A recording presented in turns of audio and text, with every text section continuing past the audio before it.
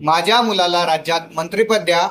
मी स्वतः दिल्लीला राज्यसभेवर जायला तयार आहे. मला राज्यसभेवर जायचं आहे किंवा लोकसभेत जायचं आहे. हे विधान राष्ट्रवादीचे ज्येष्ठ नेते छगन भुजबळ यांच्या तोंडातून बाहेर आलं. हे साधं वाक्य नाही, हा महाराष्ट्रातल्या प्रस्थापित नेत्यांचा अहंकार आहे. हा अहंकार ओरडून ओरडून सांगतोय की या राज्यातील सत्तेची पदं म्हणजे आमच्या घरची जहागीर आहे. आम्ही ठरवणार कुठलं पद कोणाकडे द्यायला पाहिजे. आम्ही केंद्रात जाणार आणि आमची पोरं राज्यात मंत्री होणार. ते स्वतःसाठी दिल्लीची गादी मागतात आणि पोरासाठी मुंबईचा लाल दिवा.